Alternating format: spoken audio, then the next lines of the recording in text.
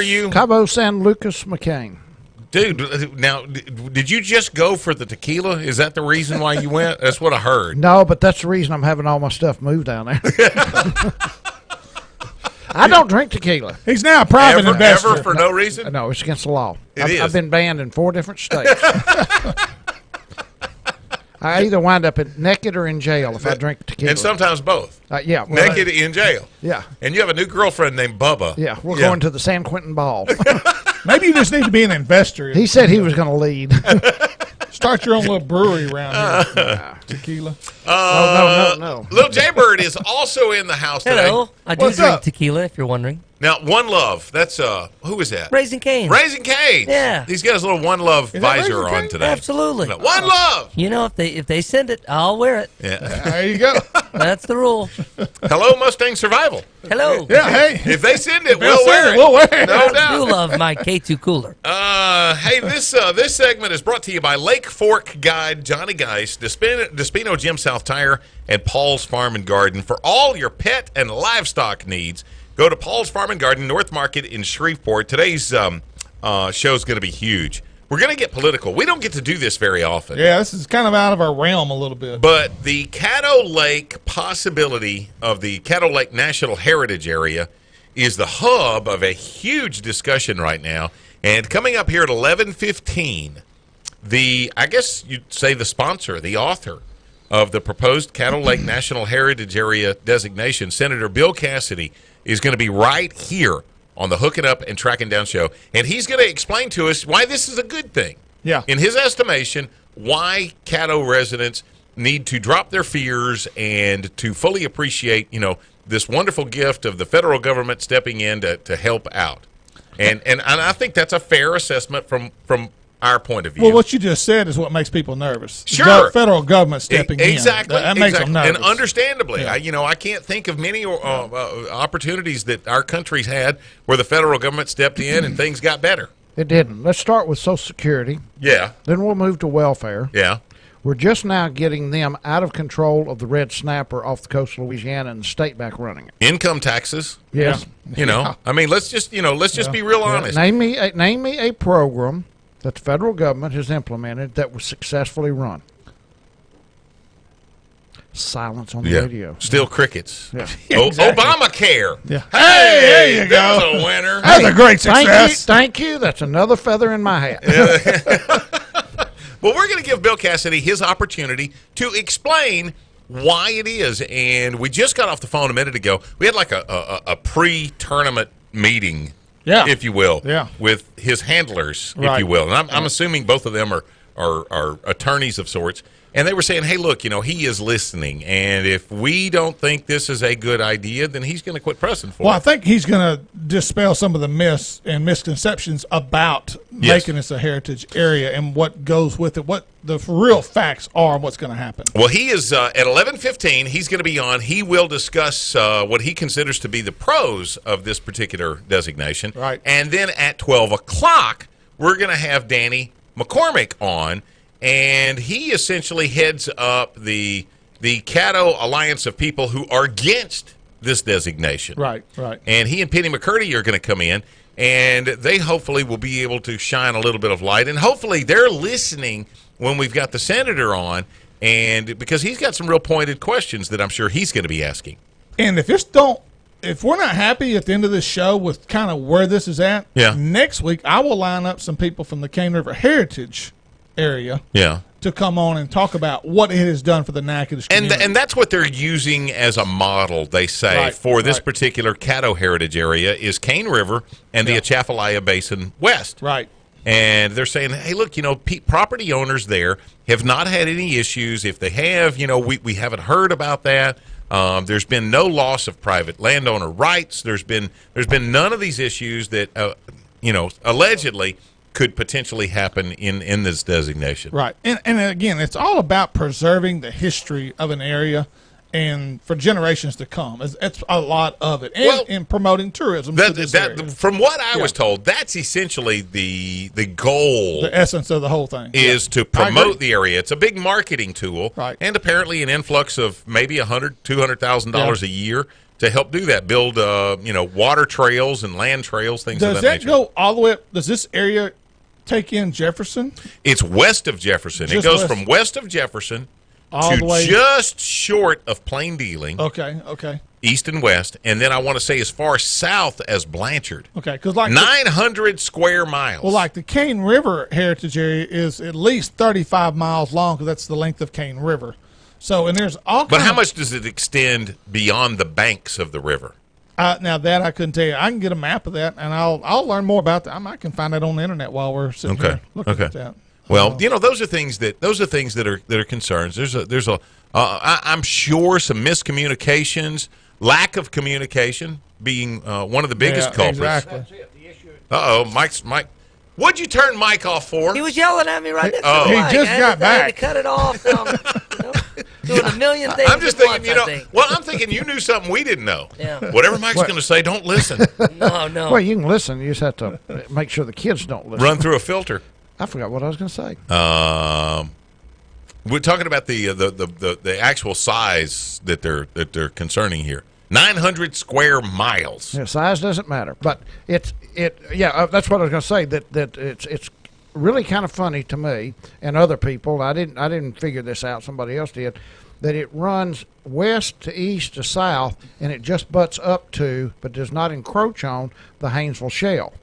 And one of the questions is the oil production on Caddo Lake, how it could possibly affect that. Right. And it appears that this area was drawn out to where they did not lap over anywhere where they would be battling the big Shale, oil and gas the companies, BP or stuff like that, but they could possibly create an issue for the small oil people on Caddo Lake that may not have the funds, the attorneys and stuff, to fight them in court, like the huge oil companies. Well, certainly that'll be one of the areas that we want to go with Bill Cassidy and get the senator himself to explain to us. Is there any potential at all in the verbiage of this proposal that could ever affect any of the industry, inclusive of oil and gas, on Caddo Lake? And I've got to quote a real good friend of mine who's been on top of this too, Ron Festivan, who's grown up in Vivian his whole life, and was bringing up. Anytime you have a bill or a proposal like this, it's not what's on page 1 that you have to worry about. It's what's on page 3 or 4 through 300. That's written by 20 different legal lawyers. That when you read, you cannot understand. They'll tell you on page 1, and I'm not saying this is the way it's going to be. Right. But they'll tell you on page 1 that we're not going to do this, we're not going to do this, not going to do this. But on page 35 or 135, it will show where they can do it. And all it takes is one change in a board or a commission after 4 years or whatever to come in and say, we want to do this. Well, it says on page 1 you can't do it. Well, it says on page 35 that we can. That we reserve the right to make any changes to page 1. That's what's got people in a tither. Hey, this week's Facebook sponsor spotlight for you: V&M Baits and their new Cherry Bug. Have you played with these yet? No, I have not. They're brand new. Hank Cherry, who is on the Elite Series, gotcha, is the guy behind the design in this product. They're sitting on my kitchen counter right now. Is it kind of like a J-Bug? Similar, but jig not trailer the same. or fish it by itself, or either? Both. Okay. And there's 2 different sizes. There was a small one, be a good jig trailer, and then there's one you could fish as a standard flipping bait or whatever, be a good flipping bait or punch bait. Then the other one is a straight tail worm. It's about 12 inches long, so it's a heavy, almost like a big Magnum trick worm, but I think it's 12. So and it's having a lot of success with it. A lot of the guys are using it on tour and doing very well with it. So check that out on our next Facebook week. Y'all will both have those. Really? Yeah, because they're on my not kitchen going to do counter any right good now. tomorrow. Well, sorry, unless I airmail them to you. V&M Baits. Check out that new Cherry Bug. Also on our website, HUTDshow.com. Take a look. There's video tips for you on jigs and worm fishing. Pretty much the full gamut of the summer stuff. Because, if right now, essentially, if you're not fishing at night, well, even if you are fishing at night, you've probably got a worm or a jig up on the deck of the boat if you're not throwing a square bill or a topwater bait, something along those lines. You know, you do have something down on the bottom. Speaking of fishing at night, have you noticed the big fish that have come off Lake Claiborne in the last few weeks, all in night tournaments? No. 12s, 11s, 10s. Really? Yes. Yes. I know Lake Claiborne, really kind of a diamond in the rough. They've got one of the... Is it part of the Bass Alliance stocking? No. No. Where did these fish come from? I'm sure they were stocked, Florida bass years. Yeah. I don't know Well, state would have stocked them. And Claiborne's more known as a crappie lake. A lot of It guys really is, for crappie and fish. it's the way it's structured. It's not after about April. It gets to where it's really, really tough to bass fish, except for at night. But you know, it's weird because it follows up. You know, they were essentially out of water last year. They drained it down to get all the salvinia out. Claiborne? Yes. And following that, now you're having this and here we are, Monday. Monday we're going to start draining Bistineau again. Isn't that right? The 16th? Yes, our brilliant people in charge of that. We're going to get to that later in the So show. what do we think? You know, okay, we'll dive into that in a little we'll bit. cover that. I want to talk about it now. You just got a duck blind out there. Speaking of the area lakes and stuff like that, remind me with Holy Angels what all lakes are included. I know Caddo, I know the river, I know Toledo Bend, Grand Bayou, Black Lake. Black Lake, I yes. think so. Black Lake is on there. Yeah. What lake's going to win it this year? Caddo's dominated the last couple of years, or did Black Lake win it last year? I don't remember. Black Lake won the boat show tournament this year. Yeah. That's what it was. Yeah. I just think, Black Lake, Caddo, Grand Bayou, Bistineau, Red River, Toledo, and Cross. and the date of that is August 25th. August 25th. Oh, and I just found out Northwood High School is putting on a bass tournament, 3,000 for first place, Oh, August that's pretty good. 4th. August 4th on Caddo Lake. Oh, good. So if you're interested in that one, you might want to check that Yeah, out. I'll help them with that if it's air conditioned. Yeah, good luck on that. Oh, and if you have not renewed your Louisiana hunting and fishing license, you're almost too late. Well, you are too late. Yeah, you're about June 30th, a couple of weeks ago. Yeah. You needed to have gotten that taken care of, so get it done before you head to the lake. Senator Bill Cassidy up next. We're talking Caddo Lake, or the Caddo Heritage Area. That's next. Hook it up, track it down, 11:30, The Tiger. Now she's coming home to visit, holding the hand of.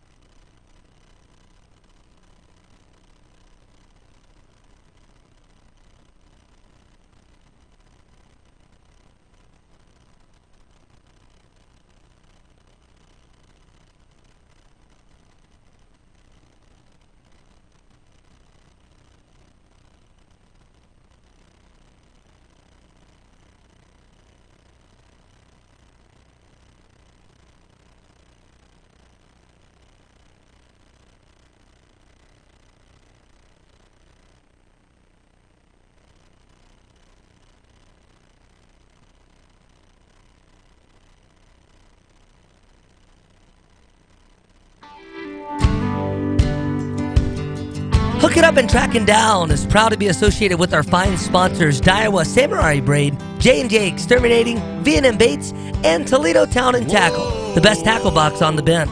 Now back to the guys who have a ton of tackle themselves, Gary, Steve, and Mike. We are proud of our sponsors, our local sponsors, Amen. and our national sponsors. And the national level, at the top of the heap, is the CCA, Coastal Conservation Association, protecting our coastal frontage and waterways all across Louisiana. CCA is leading the way in coastal restoration like the Floating Island Project, and you ought to watch the videos on that. That's an incredible thing. Yeah, it really is. They sponsor tournaments like the CCA Star and Ride the Bull.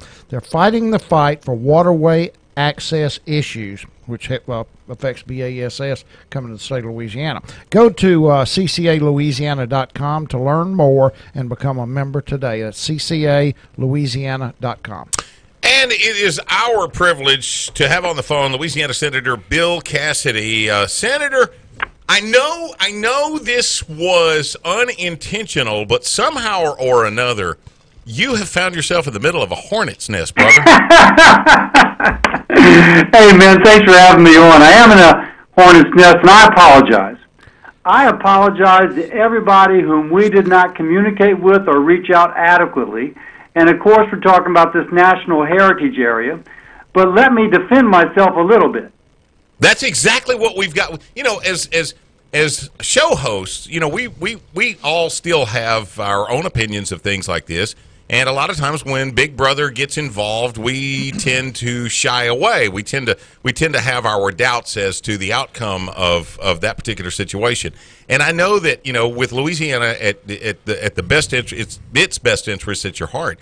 I know that you can hopefully help us and those who might be the biggest skeptics and explain to us what you consider to be the biggest pros of this designation. Well, first let me say the biggest pro is that, and defend myself, if you will, because people say, why did you do this? Well, I've had folks from Northwest Louisiana come up to me consistently asking for help. They say our young people are leaving. They're moving to Dallas and to Houston and Atlanta and other places, and we want them to stay home. I'll have mayors come up, and as one of them said, my little town's dying on the vine. What can we do to make it better? Now, that's what I'm hearing. And we've done a whole list of things that can, principally in Bossier, Shreveport, but this was an opportunity to do something for the smaller towns that would help them. Mm-hmm. Now, this National Heritage Area is something which I'm told in the Cane River area, down around Natchitoches, has created 1,500 jobs, brought in about $17 million, created all these cultural events of the sort that younger folks like to attend, and it's made it a happening place where before, to quote one of my Northwest Caddo mayors, some of the towns were dying on the vine.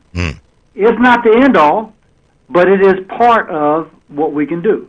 Now, there's lots of concerns, but the greatest thing to point to about some of the concerns, for example, will it affect oil and gas development? Absolutely not, because look at the Haynesville Shale. All that was developed after the Cane River area became a National Heritage Association. Will it affect property rights? Absolutely not. The legislation specifically says nothing modifies federal, tribal, state, or local law with regard to public access or use of private land. Now, if the entire state of Tennessee is a National Heritage Area, you can imagine that people in Tennessee, pretty red state, would be equally concerned about property rights, and the law specifically says that property rights are not affected. And I can give a whole list of other things. I will apologize. I wish I had communicated better.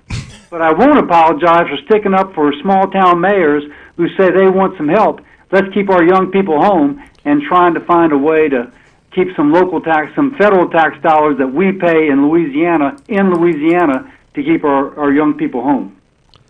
Senator Cassidy, this is Mike Eccles, and thank you for being with us today. One of the first questions I want to ask you is, why did it take so long, and I'm hearing up to 2 years that this has been in the making, before anybody locally found out about it?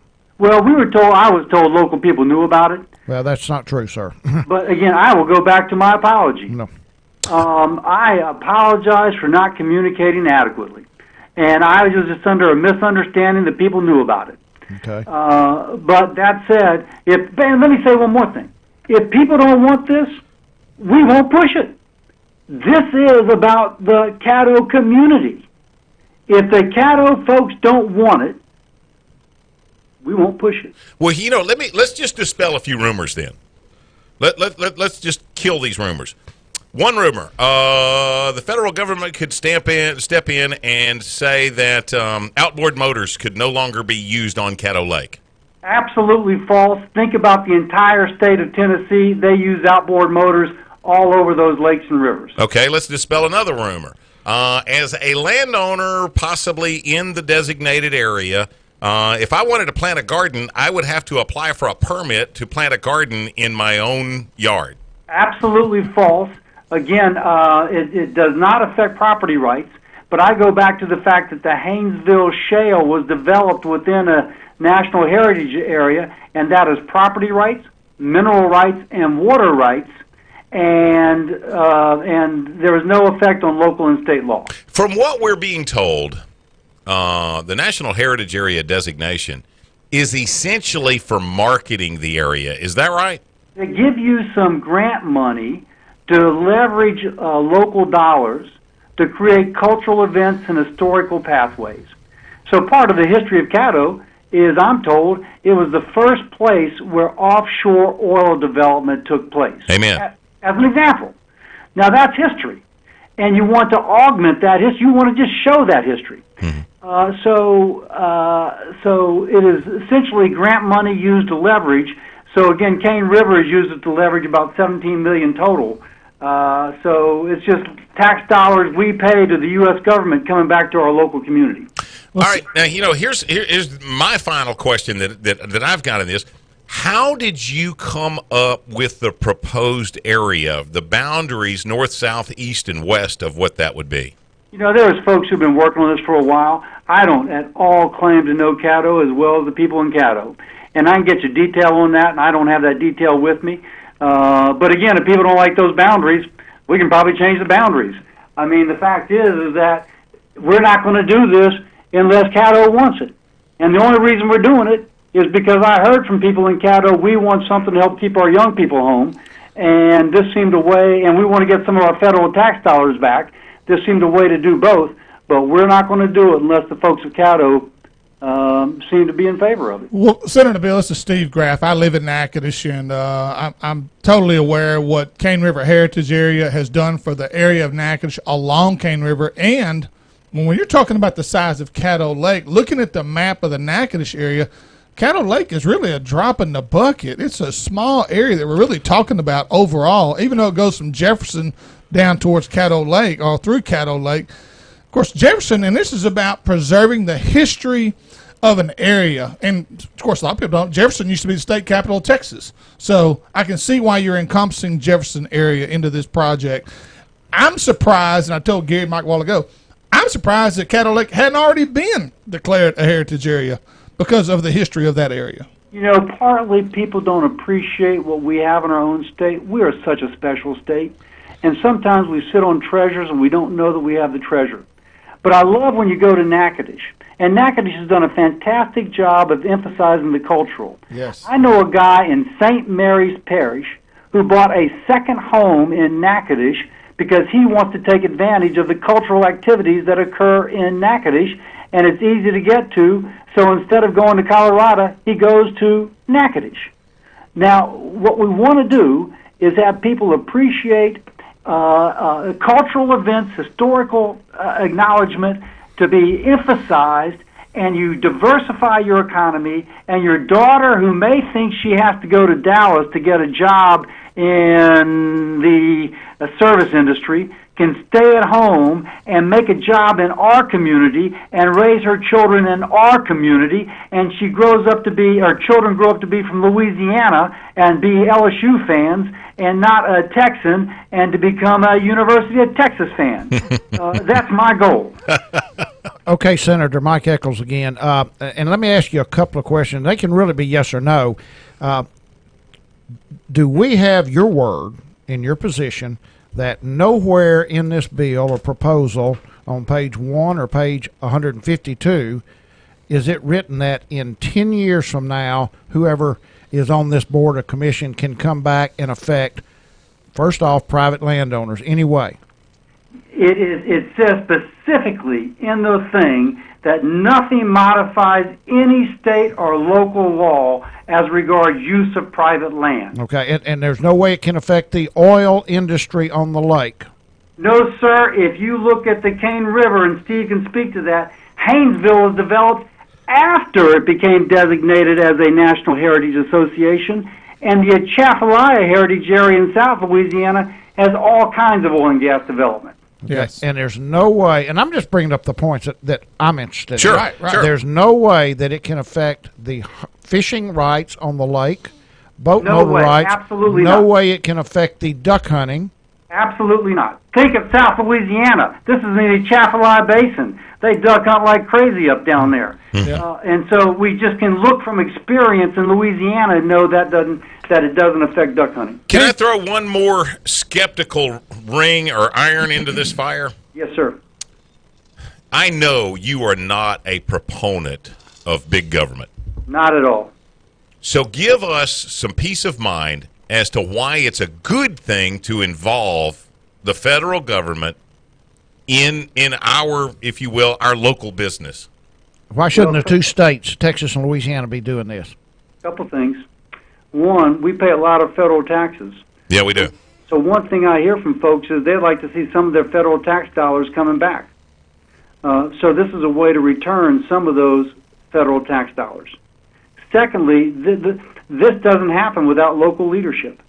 If you have local leadership that says, okay, we're going to take this little bit of grant money and we're going to find some local dollars to kind of spruce it up some, it is all about local leadership. To me, that's the ideal way the federal government works, is that we say, okay, locals, we're going to give you some of your tax dollars back, but we're going to rely on you to have local leadership to make it happen. Not going to be the feds, it's going to be you. Then there's buy-in, it's the way the locals want to have it, and the way the locals want to have it is ultimately the only way to have it. By the way, that's why I'm not going to support it if the people don't want it. There you go. I just thought they did because they want their young folks to stay. What would you advise your constituents here in Northwest Louisiana if they really truly have ultimate concerns with this, especially like Danny McCormick and the guys who are essentially against this? How would you advise them to get hold of you? Is it best to just email, or how would they rear their concerns with you?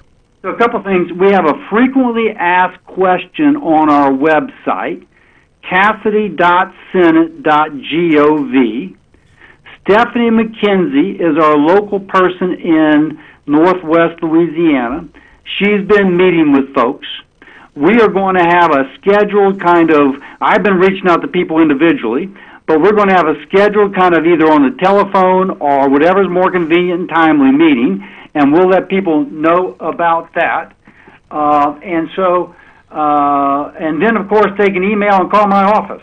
I got to put on my glasses to see that phone number. Excuse me, guys. Welcome to senior citizenship. Well, and while you're doing it, but essentially, as a guy that, like I said, I live in an Axis community, to see how the dollars and the improvements and the enhancements that have been made along Cane River since I have been there since 1979 due to this heritage area, I'm telling you right now, it is absolutely... You have no fears? I would have none. I have absolutely no questions whatsoever that this is nothing but a good thing for the Caddo Lake area. Nothing but a good thing. When you go down to Natchitoches, I'm just sitting, what a small city with such a great cultural atmosphere. And it's improved over and over the years. It has really gotten so much better because of the funding that's been allowed for that to happen. Hey, the phone number for our Shreveport office, 318-798-3215. That's 798-3215.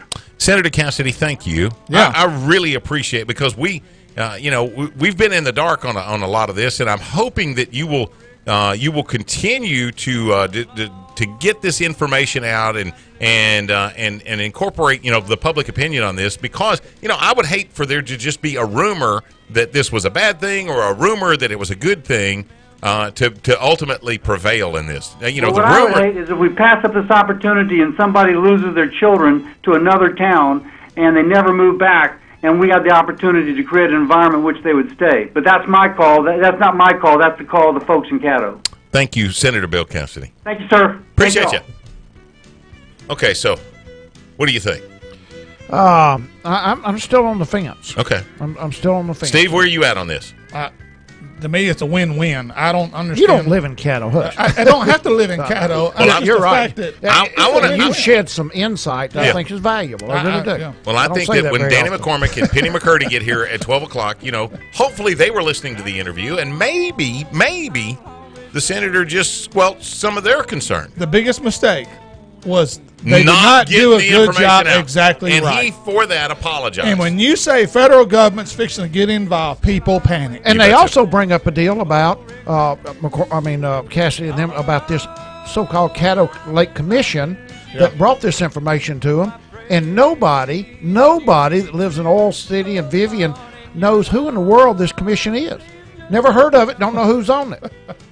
That's one of the... that's like the Black Lake Commission. Nobody knows who's on it either. So. Okay, while we're in the midst of bashing the government, LDWF is going to be drawing down Lake Bistineau. We'll talk about that up next. Hooking up and tracking down 11:30, the Tiger. Right or wrong, I'll always love you, though you're gone.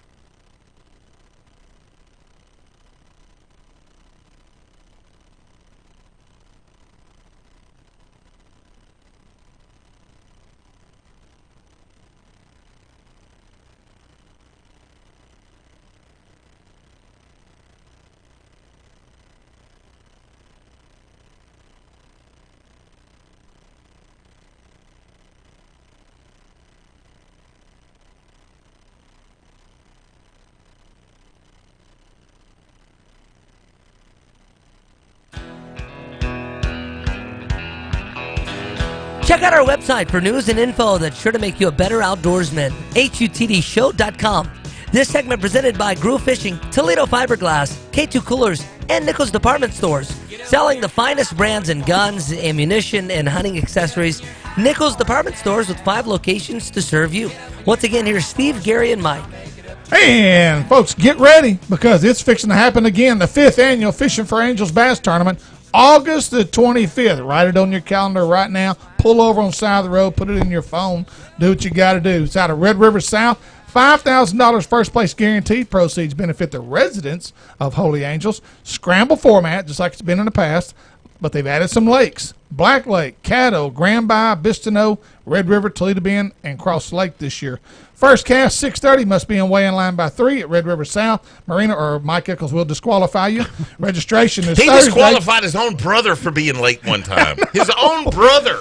Registration is Thursday, August 23rd and the 24th from noon until 8 each day, and one representative of each team must be there to register. I bet you Lucky Christmas. my mother wasn't fishing. I bet you Christmas at the Eccles house that year was a blast. A little lean for Mike. Golly.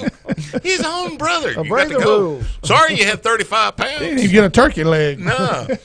Again, I want to remind you that straight up 12 noon, Danny McCormick, Penny McCurdy are going to be on the show with us. They will discuss the Caddo Lake Alliance and their battle with the federal government, their concerns, and hopefully, some of that has been answered. If they were paying attention to what the senator had to say a minute ago. Yeah. I honestly don't think.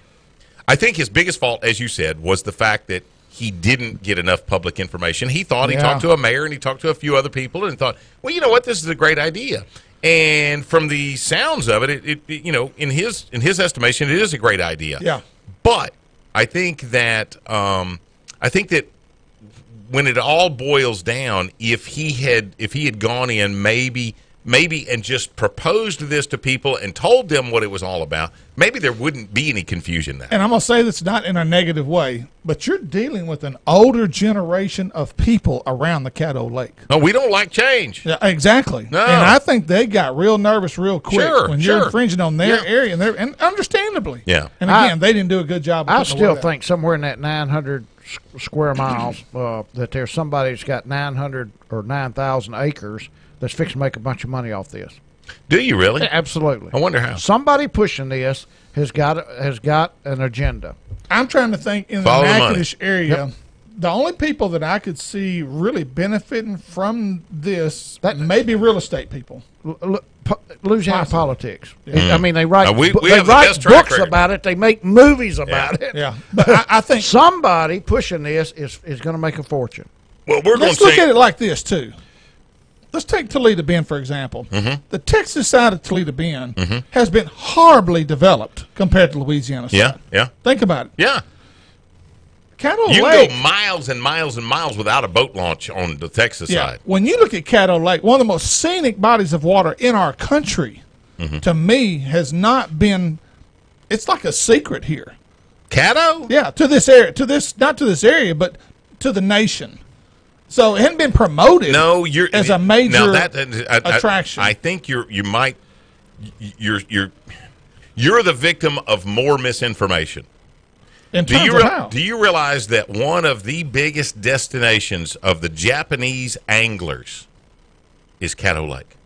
Because it has been promoted well enough to the Asian countries that when they picture a swamp and cypress trees and Spanish moss and catching big bass, it's one of the places that they want to fish. Yeah, but I bet you nationwide, very few people know where Caddo Lake even is.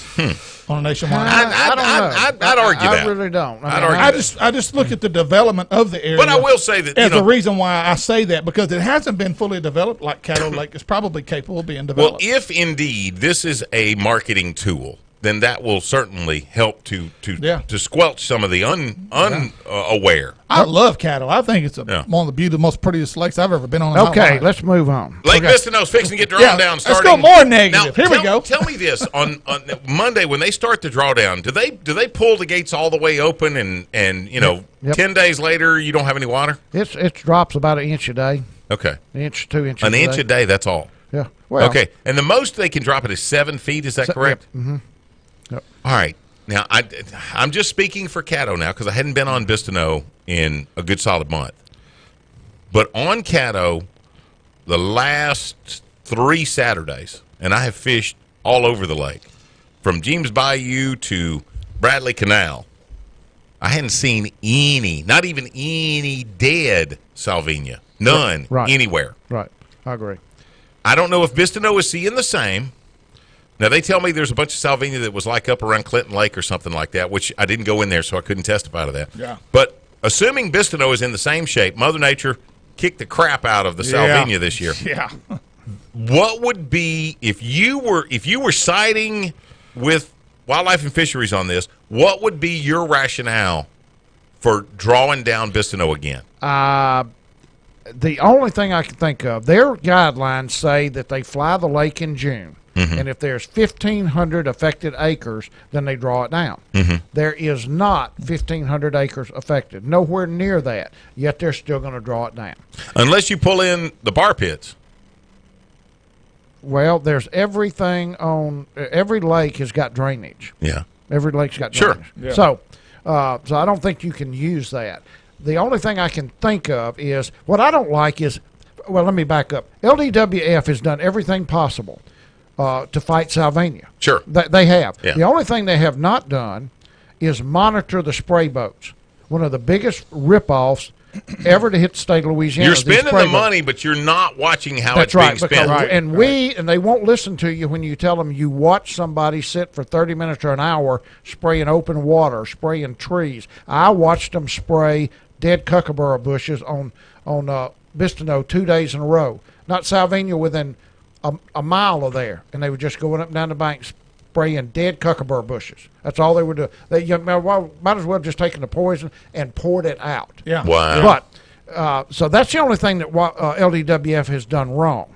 They didn't actually monitor the use. That's right. But they still were losing. They've not come up with anything yet that would defeat the salvinia. Mother Nature did it. We had a freeze. Now LDWF, I'm hearing, is taking all this spray and all this drawdown's done this. And the cold weather helped some. No, in 12 years of pulling the lake down, you gained no ground. You lost every year until we had a severe winter. Right. So to answer your question, the only thing I can think of is that they're thinking and there is some on Vistano. Okay. it's easier to kill it if the lake's drawn down and it's maybe sitting in shallower water or some of it on dry ground. But don't you it's not dry ground. There's nowhere on Bisto's Right. dry ground. Right. It stays moist underneath. There will be some dry ground. It won't be dry. Well, it'll be muddy. It's moist. That's what I'm saying. Yeah. Enough to sustain life. Right. But don't you still have the same issues on Bistono with the thickness of some of the timber that it can't come? Oh, that's it. That's it. I mean, so no matter what, it's everybody just wet their pants when they talked about cutting some cypress trees down on the lake. Exactly. It'd be the best thing in the world they could do to the lake if they went in there and thinned it out. And cut some lanes to where you don't even have current. How many people you know that 30 years ago fished current holes on Bistono? A bunch of them. Yeah. There's not a current hole anymore. Right. Yeah. When they draw the lake down, it's so thick. I've compared and it regenerates more growth. Willow trees will take over a hole of water in about 4 or 5 years. Right. It takes 50 to 75 to notice the growth in cypress trees. But that's what's happened. They've gotten bigger, thicker. Yeah. Now we've got no flow in the lake. When they draw the lake down, even when they draw it down, you don't notice a lot of current because it's being obstructed by the trees. Well, that's not necessarily true because last year I was right there in Dorcheat, and you can not only you maybe not in the lake proper, but you can the current. That's the northernmost point of the lake. The current in Dorcheat was unreal. But you're going to have current up that far. But north. from the Hay Meadow north, it is so thick that the Sylvania does not move down. It locks up in those curves around Diamond T, and then it doesn't move. Yeah. The other thing that I don't understand why do they do it when they're battling a south wind? Yeah, if they would wait to draw the lake down when they had a predominant north wind, more of that Sylvania would be on the south end. But tell me this, Mike. Are they draw it down in about 45 days? Are they fighting a losing battle on that one, though? Because if they start drawing it down on a prevailing north wind, then aren't we as fishermen going to say, you're killing our spawn? They don't spawn in November, December, and January. The prevailing north wind isn't going to hit until late December. Well, no, November.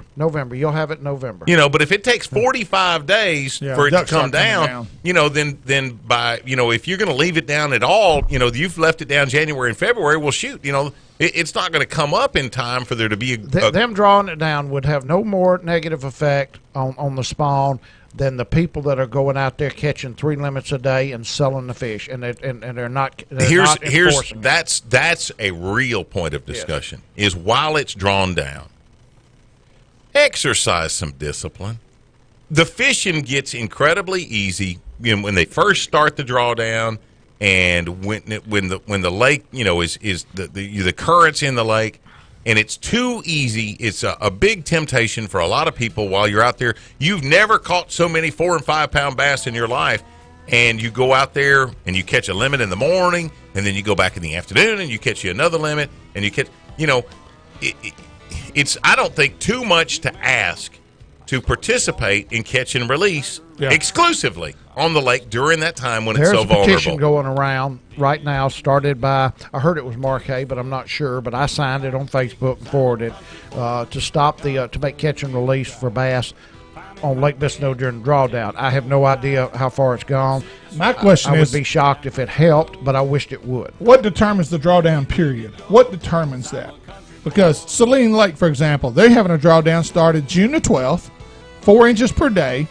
Water level will be drawn down to a level of 8 feet below normal pool. It will be refilled by October 1 of 2018. They're refilling it October 1st. What determines? How do they know how much it's going to rain? I'm just saying what it it says. They just close the gates. It's scheduled for closure October 1. But Bistono won't close theirs. We go through another drought. How can you predict when it's going to refill? You can't, but you just close the gate and you wait for it. And I was wrong when I said it drops an inch a day. I think Bistono does drop 4 inches a day. Oh, okay. I think that's it. Right. Foot every 3 days. P.D. Vincent wants to talk some recent catches with us. The Bass Cash Bash. We'll get an update from P.D. up next. Hooking up, tracking down, 11:30. The Tiger. Here's something. Grabbing mud, slinging up some red.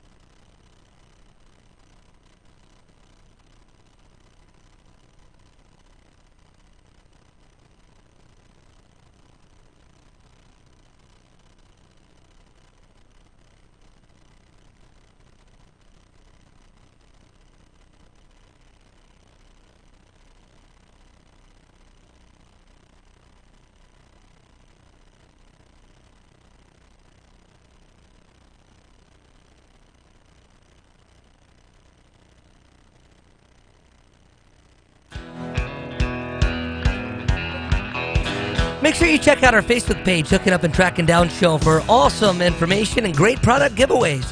This segment presented by Cypress Knee Outdoors, United Rentals, and Steve Nichols Specialty Traco, moving earth and building roads to a better future. Hey, before we get PD Vincent on the phone with us, I got to remind you that deer season's on the way. It's hard to believe, dude. I mean, it'll be here before you know it. You're going to be planting here in the next 60, 90 days. You're going to be. Is it too early to do it now? Yeah. It's probably too early to even do your bush hogging right now because all that rain is going to challenge things later. Well, while you're thinking about doing the planting, while you're thinking about doing all your bush hogging, maybe you've got some tree trimming to do, things of that nature. Start setting things up with United Rentals for your do-it-yourselfers. United Rentals offers on-site services. They've got repairs for customer-owned equipment. They've got their own service mobile technician. Dino will actually come to your location, do the repairs right there on site. They are a forklift and main lift certification dealer. Tractors, backhoes, track hose. If you're needing a bobcat or something along those lines, if you need planters, discs, they've got. Everything. They've got it all. United Rentals of Shreveport. Call them 635-6404. 318-635-6404. United Rentals of Shreveport. The job starts here. Speaking of planning, this is just a word for our listening audience. If anybody in the next couple of weeks is driving to Vidalia, Louisiana, get you some onions. No, it's onion. I will pay for your gas if you'll call me up and pick something up for me. If you're driving to Vidalia, what's her name? Her name's Bambi. No, I need a sack of seed from a plant over there. Oh, okay. PD Vincent on the phone. Bass Cash Bash is going on, and from what I hear, you've had some more catches. Oh, we've had a lot more catches. The tags category on Toledo Bend's up to 53 tags caught so far. PD, Lord. I saw this on Facebook the other day, and I felt stupid when I caught a tagged bass and had not entered. But I felt even worse for this guy. Apparently, he caught a fish and was throwing it back in the lake when his brother saw that it had a tag on it. That's the rumor I'm hearing. I haven't actually got to speak to the guy face to face. He messaged us on Facebook. I hate it for him. But you remember Tyler Craig from ULM? The same thing happened to him. They caught a tag, actually had it in the live well, and then when they caught fish number 6 in the collegiate qualifier over on Sam Rayburn, his partner goes in, grabs the smallest fish, and throws it back, and midair goes, "Oh no!" And Tyler's, "What's the matter?" He said, "Man, I just threw your tag back in the lake." I remember that. But didn't he catch another one that was tagged after that? He caught one the day before that and wasn't registered. Oh, okay, I got you. He just. Yeah, poor fella caught 2 tags. He caught 2 tags and didn't cash in on either one of them. That's right. So we're up to over 50 right now. Where are the most of the tagged fish coming from, PD? PD just ran off the road. It sounds like his cell phone threw up. Yeah. Oh, he's there. Like, I think we got a weather alert is what it was. What it acted like. We had a weather alert coming in there, and from the looks of the clouds, I can see why. Well, PD, I know that you guys distribute bass, tagged bass, from Circle Drive to the dam. Yes, sir. But every year you'll have one little area that seems to be hot, where a lot of the more tagged fish are coming from. What area of the lake is producing the most tags right now? Right now, it's kind of a neck and neck between the mouth of Housing and right there at 6 Mile. Those 2 areas seem to be, and of course, those are the 2 areas that have the most anglers fishing on them, mm-hmm. On any given weekend. So, but 6 Mile and Housing seem to be pulling quite a few tags this year. What about the number of 10-pounders? Is that up or down from previous years? It's up from last year. The whole reason for me doing the 200 tags for cash this year was because the 10-pounders last year from May 1st through Labor Day, they only caught 12. Wow. And there's already been 15 caught, and we're just now in July. So And those night guys, those guys that night fish are catching some big ones. They've been knocking on the door several times, several nines. Have been caught here in the last couple of weeks. So it's only a matter of days before somebody else catches one at night. Yeah. Now, PD, and it may be too early, and if it is, just say hey, we hadn't decided yet. Next year, of course, Labor Day kind of winds this thing up for Bass Cash Bash for you. What is in the works? Is there something you would like to maybe say you can say now that, hey, we're looking to add or do more tags? Or Sure. Yeah, there's two things for sure that we're doing next year. And then we've got a third thing that we're working on. The first thing is Lake Fork. This year we tested the water with Lake Fork. We only put 60 tags over there for $90,000 worth of cash. And then we had the Monster of the Month category. Next year we're doing 100 tags on Lake Fork. And there were 31 tags out of 60 caught, so a little better than 50% on Fork, with it only being, 27,000 acres. But that's a high-pressured lake, too. It is, but next year there'll be 100 tags out on Fork. And then also on Toledo Bend next year, the biggest complaint we've had since I started this back in 2015 was, why does Toledo Bend get the hot months? Why do they get May, June, July, and August? So because they were first and they're better. Well, because that's the dates that I came up with whenever I came up with this idea. I was driving home from work one day. PD, I'm a huge LSU fan, and I've got a T-shirt at home that says, "We're not arrogant. We're just better than you."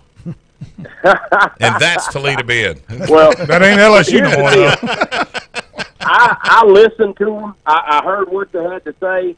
So next year, Toledo Bend is going to kick off on March the 1st, and it's going to go all the way through July 4th. Oh, okay. Wow.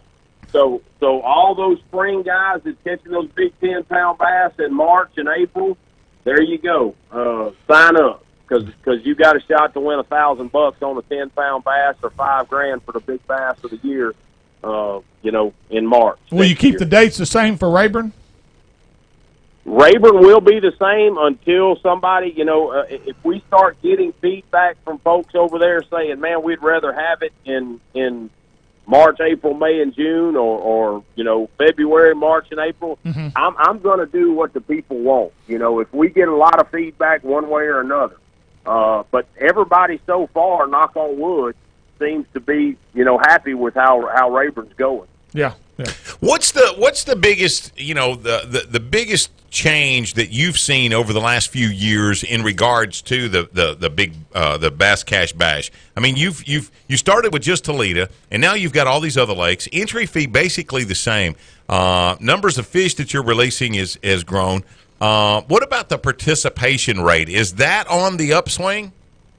It has grown every year. Now Toledo Bend this year is the most we've ever had registered for Toledo.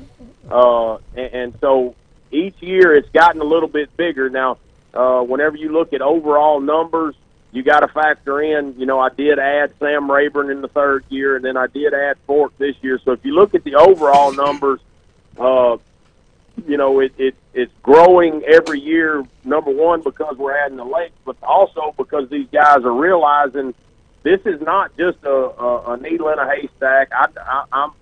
People are catching these tags, and so more and more guys are signing up. Well, PD, we want to say thank you for your support of hooking up and tracking down by coming on board with us this year, and hopefully next year with all these changes and improvements, we'll continue that same relationship. Sounds like a great plan to me, guys, and thank y'all again for helping me get the word out, because that's the hardest part for us is getting anglers to hear about it, because once you hear about it and you say, man, I don't own a rod that costs less than $50, why in the world would I take a chance on catching a $60,000 boat tag and not be registered over $50? Ooh, what a point. Well, I'm gonna tell you something, PD, being involved in tournaments and knowing a lot of times when you do this bonus stuff, and it's based on like insurance money and stuff, everything is set against you, somebody catching the fish or the exact weight or something like that. I've never seen an organization where there was such a high percentage rate as what you've got. Yeah. You've done a great job. Well, and a lot of that is how we release these fish and the fish that we do release. You know, we catch 14-inch to 2-pound fish, which is the ones that bite every day. Oh, Graf, I can help. I can help you tag a bunch of them now. You just let me know when you need some help.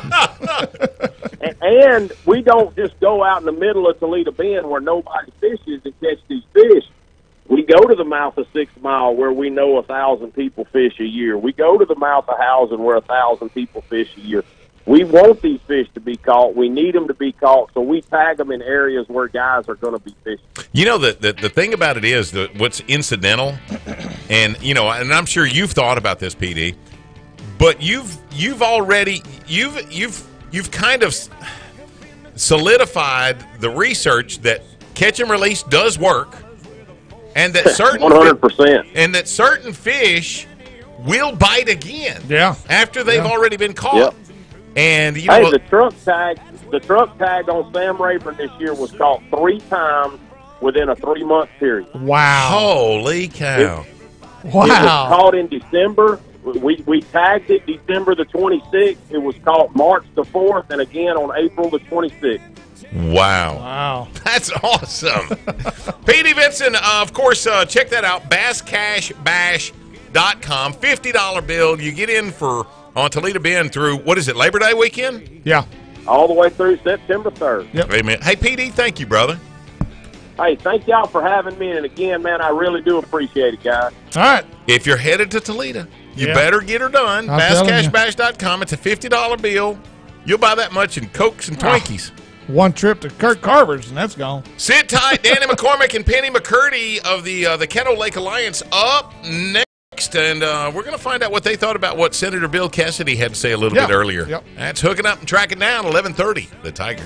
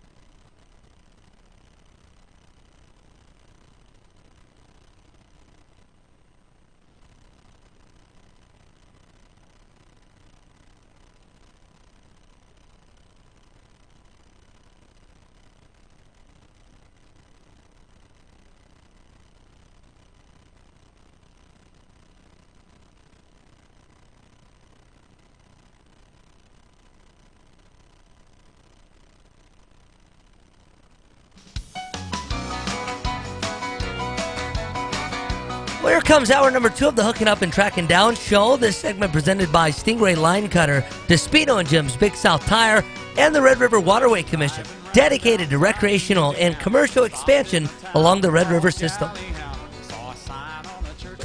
Is it my turn? And Steve has a word from Candyman Pet Lodge. Hey, and speaking of Candyman, we want to thank... I love live radio. We want to thank Wayne Neeson. I was unprepared. I'm trying to keep Mike away from Penny over there. Well, she brought cake, gosh, pie, and exactly. Mike, you know, Mike was already slobbering, and then she brings this in. It's like, don't feed him. You know, then he'll never go away. You know, you're getting old when you got a good-looking blonde and a cake in front of you, and you're looking at the cake. I'm sorry. Candyman Pet Lodge owner Wayne Neeson would like to offer this his outstanding inside and outside facilities. One-on-one dog training is available with Wayne. Grooming and bathing is available there as well. Special place for man's best friend. Located just west of Greenwood, Louisiana. You can give him a call if you want to kennel your dog, going on vacation, want to do some training, whatever you've got. They can help you with it. 903-766-DOGS. 903-766-DOGS. Again, thank you, Wayne. And next week, Wayne's going to be on to talk about some dog training here on the show. In the house, Danny McCormick and Penny McCurdy. What's the name of the actual organization? It's Citizens Against Caddo Lake National Heritage Area. Kind of a tongue twister. Citizens Against National Caddo Lake Heritage Area. Okay, Area. got it. We've actually got a Facebook page, Caddo Lake's Last Stand, and we have a website, CaddoLakesLastStand.com. Danny, you know, we visited at 11:15 with Senator Bill Cassidy about this. And I want to say that I feel like he truly understood that he stepped on a landmine by not being better at communicating what his intentions are with this. Now, knowing his track record, I do know that he's not the biggest proponent of federal government's involvement in a whole lot of stuff. And so I think in true earnest, you know, he is seeing the upsides to what this particular designation would do for that 900 square mile area that extends from west of Jefferson to near Plain Dealing, inclusive of Blanchard, but I also understand that, you know, when you feel like the wool's being pulled over your eyes or that somebody's doing something behind your back, your natural emotion is to keep that at bay. Yeah. You become combative about that. It's like, whoa, you didn't even talk to me about this. And so, in his defense, I will say that, you know, he understands now, hey, I should have done this. And he did say that if enough of us are against this, then he would certainly drop the battle. He also told us that in no way would private property owners' rights now or ever be infringed upon. Additionally, he said that you're in the oil and gas industry. He did say that there's in no way now or in the future could there be any intrusion into oil and gas production on the lake. In fact, he went on further to explain to us that, you know, the Cane River National Heritage Area designation came about prior to the Haynesville Shale development. But you think there's some bunk in that? I do.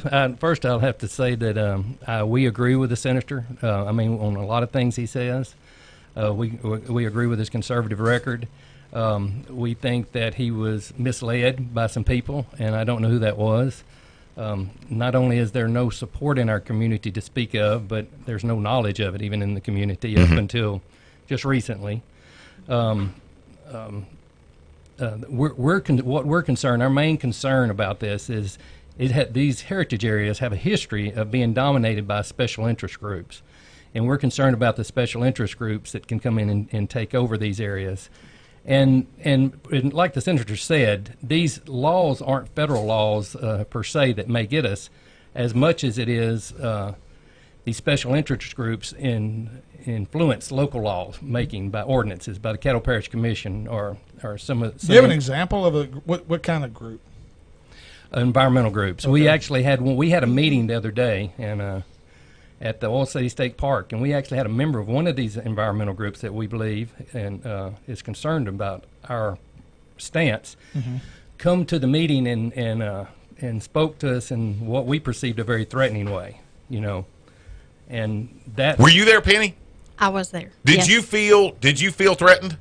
By this individual, yes. Yeah. Mm-hmm. Do you remember the special interest group? Do you remember what it was? Yes. Are you afraid to say? Afraid to say? Come on, bow up, get you some. It was the young lady worked for the Caddo Lake Institute, Don Henley's organization. Okay. Now I don't know if she represents. But she was an intimidating person. Well, not physically, no. No. But what I'm saying is you know, you felt intimidated by what she had to say. Mm-hmm. Yes. And from what you and I talked about this, Danny, she was a little bit threatening. Yes, and she just wanted, in our opinion, she was leading us, letting us know how much power they had, and if we got in her way, you know. She has the power to overrule. Well, you know, if somebody makes a complaint about me on the environmental stage, the government entities come out there and they cover their butts. EPA, or DEQ, any of them. Right. And so any threat made against you like that is taken seriously because that's your livelihood. Right. Certainly. And it's taken seriously on both sides. Exactly. Right. That's right. If there is an environmental concern, then obviously, we want to know as people, as citizens of that area, we want to know, hey, we've got, an oil spill or whatever, a leak or whatever the case might be. Yeah. But also for those involved in the industry, you're concerned as well because that is your livelihood. And that's the livelihood of most of the people in that Caddo Parish area. Without a doubt. Yeah. So if the senator says we can't involve that or we can't infringe upon those rights, you're feeling that the loophole would be that through or via these special interest groups that they would have a back door to local law enforcement or legislation, local ordinances, local law enforcement, to be able to change something that would not violate. For instance, I don't have the documentation with me, but in one of these heritage areas, which is out, it's in a liberal state. I mean, they limit by local ordinances where you can and cannot build a house anymore. These are on private land. On private land, that's correct. You can't build it on farmland. You can't build it on timberland. There's several stipulations that local companies, local municipalities or commissions, county governments that are doing. Now, if you're in a very, we consider this thing a monster. And, a monster is okay if you control him, but if you have a board, we don't get to, as a public, we don't get to vote on the board. We don't get to vote on the commission. We don't get to vote whether we're in the heritage area. So there's no local control. This will be overseen by the Department of Interior, by the National Park Service. We're under a very conservative leadership right now. What if leadership changed and now the interpretations change? Every ridge in North Caddo Parish had a Caddo Indian on it at one time. Do we move into? Do we have to do some kind of ecological study of some sort that we're not aware of? If this goes into effect, and those are federal laws that may be already in place. So I agree with the senator that this particular bill may not do anything. This particular bill just opens the door to things that we don't understand. Well, one thing I'm going to do between now and next week, I'm going to actually sit down. I know the powers that be in Natchitoches, good friends with them, have lunch with them a lot. I'm going to ask them for any, and they'll give them to me, any negative issues that may have arisen because of the Cane River Heritage Area, or I'd like to know myself. Let me assess this. I'm going to step in on your behalf, Danny. I don't know that you and Penny are necessarily concerned with what's happening right now. What you're concerned with is the possibility that now that you've brought Big Brother to the party, Big Brother might change his mind later on, and we've let him in the house. Well, we've already seen that with the Clean Water Act. It said in there that the EPA would be over navigable waterways. They changed that definition to mean anything that would float a toothpick. So, that's what you do. That's what you open yourself up to when you involve the federal government. And the federal government's money always comes with strings attached. There's never a dollar given without a string attached. And to be free people, we don't like to have strings attached to us. And that's one reason we live in Northwest Louisiana, is to enjoy our freedom. Do you feel like deep down this is more about the oil and gas issue? Or is that your concerns? I think no, it's about one thing. It's about government grants. Yeah. These environmental groups can get tens of millions of government grants if this is put into a national heritage area. Now, that's what it's about. We were told in a pre-interview discussion with Bill Kessley's handlers, if you will, that generally speaking, it's $100,000 to $200,000 a year. You disagree? Well, no, I do disagree, but I don't disagree. Is that a good answer? Okay. You have to what office are you holding right now? Real political. Well, I think you got the truth, but I don't think you got the entire truth. Maybe okay, that's gotcha. Okay, gotcha. You have to come up with private donations for the first, maybe up to $1 million. So there's matching funds. There's matching funds there. Okay. But that's outside the realm of these grants. These grants are. We went to a meeting the other day, and they said, if y'all don't feel comfortable with us taking the federal money, we won't. So it's not about the federal money, it's about the grants they're going to get. Tens of millions of dollars worth of grants that these special interest So groups, are the grants not federal dollars? Yes, they are federal dollars. But you're not going to have to repay that.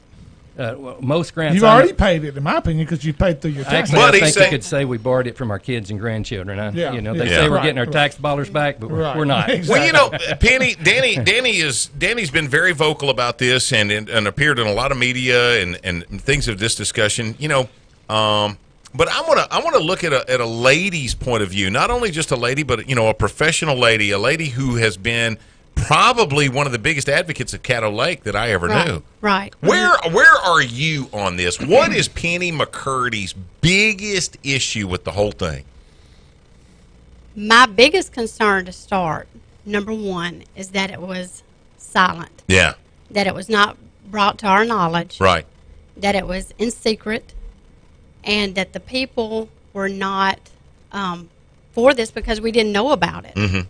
And it was taken to Bill Cassidy, on his part. We agree. We're not blaming him. But he was made to believe that this had been brought before the people, and it had not. Mm-hmm. So that was the first red flag that we had. The second thing that I had is that they said that the people were so eager in the Caddo Lake area that they already designated that the Caddo Lake designated a national heritage area, that they embarked on this suitability and feasibility study prior to ever contacting the National Park Service to request their assistance or funding. We didn't know about it. Mm-hmm. Nobody knew about it. Mm-hmm. I don't know where this is coming from. How can we be for it or against it? We don't know anything about exactly, it. Right, exactly. Okay, my question now is, has it gone too far now to change the minds of people? I don't think so. No. That's my question. As long as you have a voice, as long as you speak up, and just like Bill Cassidy said, if we don't want this, it won't go through. Right. And that's what we're here for. We're not saying we're totally against it. We just want answers. Your minds can be changed, but you want to know. We want answers, facts. And we want to know for sure. I agree. Because one, let me just read this to you. I made notes because I get all twisted and I don't know what I'm saying. But okay. If you got to punch somebody, hit Mike. Don't hit the cake. As soon as practicable, after the date of enactment of this act, the Secretary shall prepare a map depicting the boundaries of the heritage area. We have a proposed map, but we're not even sure what the boundaries will be until after the fact. Another thing that I read is it was talking about this is 900 square miles. Mm-hmm. Okay, when you break that down, that's 576,000 acres. Wow. This is not just the Caddo Lake area. This is the surrounding communities. All the way up to Jefferson. Yes, all the way to Plain Dealing. Yeah. Okay, if this is Soda just for Lake Caddo, and Black Bayou, Halston. yes, Monterey's in there. yes. So if this is a Caddo Lake thing, why is it going that far? Is it pulling in the oil and gas industry? And when you think about that, okay, say this goes into this act goes through, and laws are able to be changed later on, that whole community will die if the oil and gas industry is attacked. Mm-hmm. Because most every family in that area, even minimum wage, they depend on their jobs.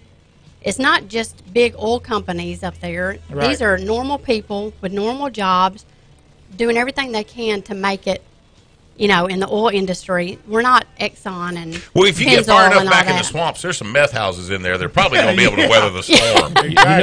You know, we say you like more meth addicts, they'd steal less. Hey, will y'all stay with us for a few more minutes? Sure. Yes. Okay. More with Danny McCormick and Penny McCurdy, and the organization is We're Again It. Right? You got it. We're Again It, essentially. We'll discuss more of this possible designation of the Caddo National Heritage Area up next. Hook it up, track it down, 11:30, The Tiger. Yeah.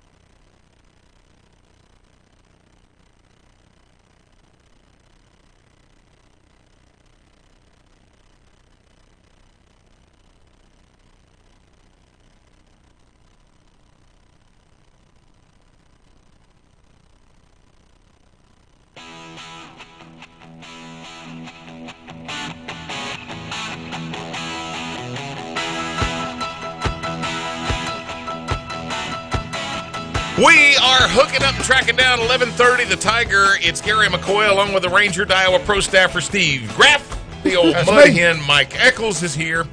We got company in the house, so y'all talk nice. Penny McCurdy and Danny McCormick are here with the Caddo Lake We Don't Want to Be a National Heritage Area movement. But that's not the reason why I'm using up God's oxygen right now.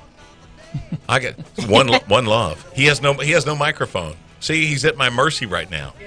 The little button pusher. Jay Bird Watley is in the house, and on a weekly basis. I don't know how he does it, but somehow or another he magically pushes these buttons up there and makes us sound somewhat intelligent. I don't know how. It's almost like a Clark Kent Superman kind of a thing. Oh, he is Superman. Well, he is, and even though he's wearing his little girl glasses today. See, Penny, you would like those glasses, wouldn't you? You would wear those. Oh, yeah, I would. Yeah. Cutting on you, Jay. That's definitely a He can't talk back either. He is Jay Watley, and I'm telling you right now, we are so proud of all the incredible work that he does for us on a regular basis. Hey, this part of the show brought to you by Daiwa Rods and Reels, Rayburn Country Resort, Seagar Fishing Line, and Bayou Outdoor Supercenter. Bass or ski boats, campers or motorhomes, Bayou Outdoor Supercenter has it all now. It's us. Yep. I wish you'd take that part. Here, let me take what out? See this part right here? Where it's kind of take it away, Mike. It's kind of stupid for me to read. Now back to Steve Gary and the one and only Mike Eccles. That's kind of an idiotic. Wouldn't you say? Now, if you were just kick it to Mike. Penny, if you were just listening to the show right now, wouldn't you go, well, why did he say that? Exactly. Why did he say? Half the time we don't follow the script anyway, Penny. What's wrong with the one and only Mike Eccles? Yeah, there you go. What's wrong with kicking it to Mike? Do we have a whole nother hour that we could use with you guys so we can talk about what's wrong with Mike Eccles? I'm not even going to read the Toledo fiberglass promo then. Okay. I've got my feelings hurt. Lakes are getting low. We're in the middle of summer. Lakes are getting low. The river, Toledo being Sam Rayburn, and somebody's going to put a dent in their boat. Yeah, it's somebody's going to put a scratch. Yeah. Check out Toledo Fiberglass. In business for 36 years. Fiberglass repair and restoration. Home of the Gorilla Hull with a lifetime warranty. That's a lifetime warranty on whoever owns a boat. Mm-hmm. It transfers. That's Sure. what I'm trying to say. Yes, indeed. A Humminbird and Minn Kota dealer located just west of Toledo Town on Highway 6. To learn more, go to ToledoFiberglass.com. That's easy to remember. The Seagar question of the day today: what can we as citizens do to help the Caddo Lake Alliance in their fight with the federal government on this? Okay, now I'm not sure that there's a fight. I think that there's a lot of miscommunication. I don't think that lines have been drawn in the sand. I don't think that anybody wants to whoop anybody. Right. We want answers. We want some answers. One of the things that occurs to me is it's ultimately and rightfully so. You've already had a victory in one thing, in that there is discussion now. That's Wouldn't you say that? Yes. And that was first and foremost. Hey, yes. Before I can hunt a deer, I got to know what one looks like. Yeah. And I think that conversation has started. And I would believe that Senator Bill Cassidy is a man of his word. If enough people say, hey, we don't want this, then he'll quit pushing it. So would you guys be surprised, because he was under the impression, he spoke with a mayor of a little town in North Caddo Parish. Several mayors. He's under the impression that a lot of people are for this. Would you be surprised if you were representing a minority on this, that really there's not as many people don't want it as do want it? Would that surprise you? Extremely. Okay. Yes. Like I haven't met one of those persons that people that's for it yet. Really? Besides No, the two me either. environmental special interest groups and the politicians, Yeah. I haven't met that person that's for it yet. Now, if they were listening to Senator Bill Cassidy right now, or earlier today, if they had been listening to him, do you think that person is not afraid anymore? I believe he was very convincing. Yeah. I do. Are you of the impression that, to the best of his knowledge, he was telling us the truth? Yes. I do. I agree with that 100%. I think they're seeing like over 8,000 bills up there this year. Right. He's sourced this information out. The research, he sourced it out. Right. And I think he should take a good look at his sources, because I believe they didn't dig Well, deep enough. Representative Mike Johnson is also he has supported this bill in the House, and Mike Johnson, I've come to believe is one of the truest, most honest individuals that I've ever come across. So somebody has either pulled the wool over their eyes, or they are misguided, or this really ain't a bad deal.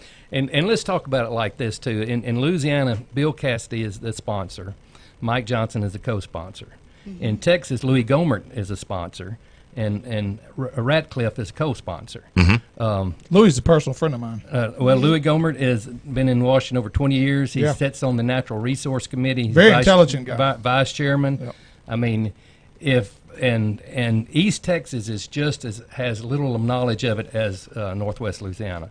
I mean, and the meeting we're going to have July the 26th, I believe, is going to bring that to light, and we're going to invite all the different politicians there that would come from like Texas. a town hall meeting, basically, is what we got. Yes, we're doing it ourselves. We're putting it together as citizens, and it's going to be July the 26th. If y'all don't mind me saying this, no, not at all. It's going to be at David Kirby's Singing Pines Recreational Complex in Halston, Louisiana.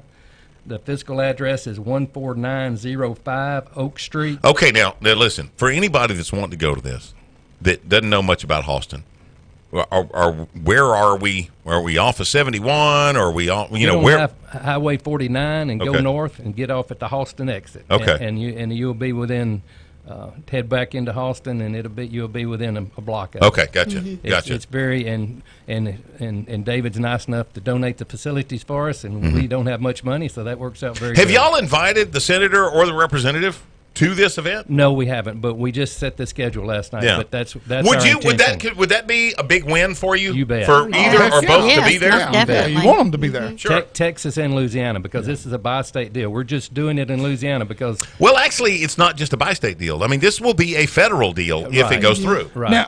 Now, is anybody from the Jefferson area or the Texas side of the lake, are they forming their own little group as well? They're part of our group. We're all they're part of the same group. Yeah. Our motto, which is a good thing. One of our motto is one for all and all for one. Yeah. We're standing together as a group. Right. Texas, Louisiana together. Let's back up. Let's back up 2 years. Who's behind this initially? I don't know if we know the answers to that question. I would guess myself, Don Henley. Yeah. I mean, that's what I hear, but I don't know. That's what I would guess. And I just wonder, is it due to the response and the success of the Cane River Heritage Area? Is that what may have prompted it? Can I just speak for y'all? I'm going to tell you how the cat got in the door on this. Salvinia started all of this. Believe it or not, the area around Caddo Lake, because of the introduction of Salvinia, the number of anglers coming to the lake to fish, was way down. Tourism dollars were way down. You had less interest in the lake. Somebody's property value went down because of all of that. And all of a sudden, it became a point of discussion. What are we going to do to revitalize that area? Well, number one, get rid of the Salvinia, and that'll fix your problem. But what happened is it became a point of conversation, and somebody, and I'm calling a spade, in my estimation, Gary McCoy, by my lonesome, I believe that Don Henley said, oh, here's an opportunity for me to get my name out there. Yeah. I saved Caddo Lake.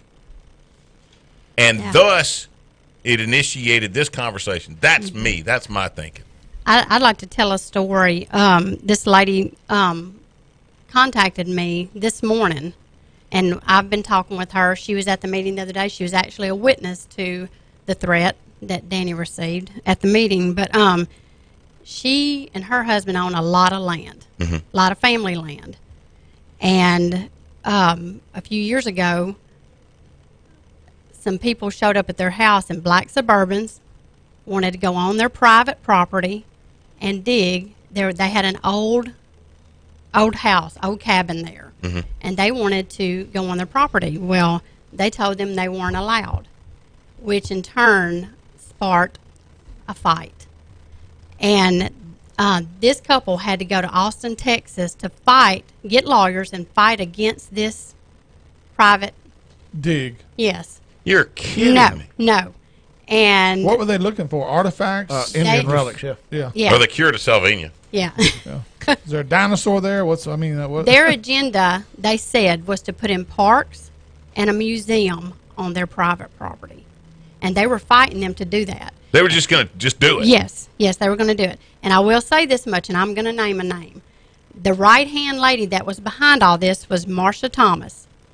She was the voice for a special interest group, which is Don Henley. Told you. Go. Follow the money. Don't y'all love it when I'm right? Well, that's what I said for y'all got here. Someplace we're going to find that somebody is a big landowner that's going to make a bunch of money off this. And my biggest fear is, in a nutshell, the federal government. I asked everybody to name one program that the federal government has successfully run. Social Security. Yeah, thank you. Keep Wait a minute, welfare. Welfare, yeah, keep going. Obamacare. Yeah, keep going. Yeah, I know they did something We're right. just throwing. What about the bill you have to read to know what's in it? That's Well, kinda that's it. That's it. What's that goofball's name? Marsha. What's her name? Maxine Goober. Waters. Yeah, we've got to pass this bill so we can read it. That's exactly what she said about Obamacare. We need to pass this bill so we can read it. Well, and two, once this bill is passed, then goes into the effect of creating the board to be able to oversee it. Who's going to be on that board? I don't think it's going to be your private citizens. I think it's going to be special interest groups, environmentalist groups. I think it's going to be people from those groups instead of even though it says in the bill that every time something comes up about the feasibility study, the public involvement, they're always, putting public involvement in there, and the public hasn't known anything about this. Danny, Penny, I hate that change? we've run out of time on this, but I want to see if I give you a fair assessment on this. The number one thing that you guys want is conversation, which hopefully has begun, and maybe you'll be able to peel the layers back and see what's there. You would also like for the citizens of the proposed area to have some input. If it's not in its final draft now, these are the things that we would like to see changed. I don't think either one of you would be opposed to federal dollars coming in to help market the area. Not at all. If indeed that's what it's all about. But you'd like to make sure that indeed, this verbiage is included, that, it's extensively or exclusively just for the marketing of the area. And outside of that, I think you're okay. We're okay with everything besides being forced into national heritage area. Right. Everything about supporting Caddo Lake. We love Caddo Lake. We're Yeah. all about the environment. We're all about preservation. But we learned a long time ago, giving your lunch money to the bully never works out in the long Don't want to run. lose. You don't want to lose control. That's right. All right. Thank you guys so much, and what a great opportunity for everyone in that proposed area to get involved on this. Show up at your meeting. Again, that's going to be July the 26th. You're going to start at 5 o'clock, 14905 Oak Street. That's the Singing Pines Recreational Complex there in Austin. Go by, get some information on that. What you got there for us? I also have numbers for the senators in Texas. Have you got all that on your Facebook page? On the group's Facebook page? Yes, it is. And that Facebook page is? Well, mine's not running right now. No, what's the group's Facebook? Caddo Lake's Last Stand. Caddo Lake's Last Stand. Yes, Instead of Custard's Last Stand, it's Caddo Lake's Last Stand. And there'll be like if you go onto that Facebook page, there's like a downloadable autographed picture of you on there, Penny. No. No. Oh, well, Mike's so upset. I am. Oh, and thank you, Ron Festfan. It was Nancy Pelosi that made that statement. Said Maxine Waters not smart enough to talk that long. Nancy Pelosi looks like she's always pissed off at something. She is. God love her. Why? Hey, we're hooking up, tracking down 11:30. The Tiger. I'm in the Mississippi River, she's a gold.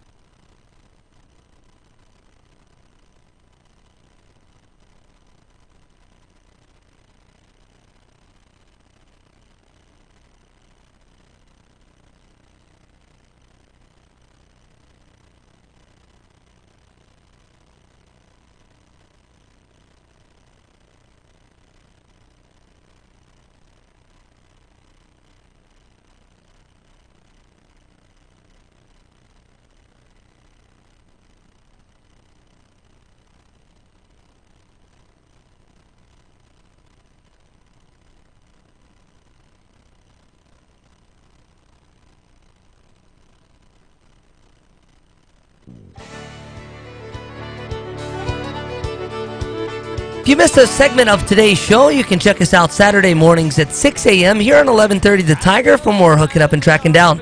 This segment presented by Bob Seeley's Big Bass Splash Series, Bass Cash Bash, and Natchitoches Ford. Your truck headquarters for the Arklatex and home of Motor Trend's Truck of the Year, the F-150. Who has been a crazy afternoon?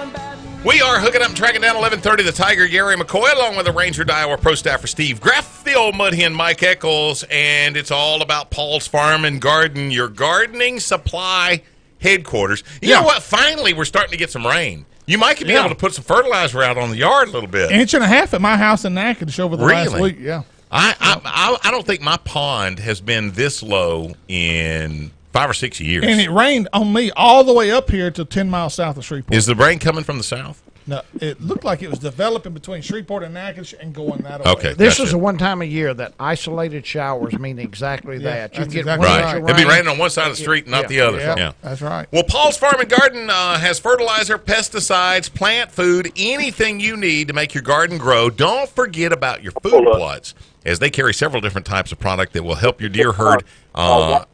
They're healthy. That will help keep your deer herd healthy. A proud dealer of Purina products, Paul's Farm and Garden, North Market in Shreveport. And did y'all just set the hook, Johnny, guys? Well, we were hung. We thought it was. Oh, we were hung. Okay. There you are bragging again. So, Johnny, guys, our Lake Fork Guide of the Year again. Has the big bite started out deep yet? It did. It started yesterday. We had a ball, and we've got 10 in the boat this morning. 4 of them over 6 pounds. So. Golly. What a terrible day. Don't you hate your job? He's back on the bell hump again, I bet you. No, we moved down to the underwater bridge. We hurt it pretty bad at the bell hump yesterday, but we just pulled up 3 over 6 pounds right here on this bridge. And it's the same place I've already caught her, 908 and 1053. So we're gonna see if they're hungry here in a few minutes. Johnny, when somebody gets in the boat with you for the first time, somebody that's never fished with live bait, the big brim and the salties and stuff like that you do, the black salties, what's the biggest learning curve for them? Setting the hook. To tell me they got a bite instead of jerk as soon as they feel something. Yeah, I mean, because you can't. If you jerk immediately, you don't get the fish. You ain't gonna get them. You do sometimes. They're really biting, but last 3 bites we had, boy, they were just so subtle, and you just had to let them ease off the bridge with it, and then they'll get it after that. That's about the hardest thing. Is not to snatch like you got a jig or a worm on you. Okay. You just said something, Johnny. You said you've got to let them move off the bridge. Is that what you said? Yeah. This structure we're fishing right now is actually an inundated bridge that was here before Caney Creek was flooded out. There's a big highway bridge right behind us, but this bridge is about 75 yards long and it's 17 foot deep. I got retaining walls on each side of it, just like you see on the bridge, and we're trying to keep the boat right in between the 2 retaining walls. That's where the bass are hiding out right now. Okay, my question though is, why does a bass most of the time hit a bait or hit a live bait and move off with it? Well, I mean, when I'm eating, I just sit there and eat. It's called competition. No, but they've got it in their mouth.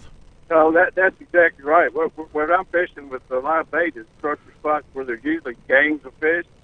And once we get in that sweet spot, a lot of times, if they're really what I call fuzzed up and really biting, they don't want anything else to get it. So they'll take off running, and clear the structure. But if it's just onesies and twosies, they might just kind of bump it, sit there, and you won't know you got a bite until you try to think you're hung and start to pull it out of the mouth. Then they'll tell you then. But it's a lot about the competition. They don't like to stay on this bridge. They like to come up and feed on it, and then they'll go off of it, and they'll probably pull up under the shade.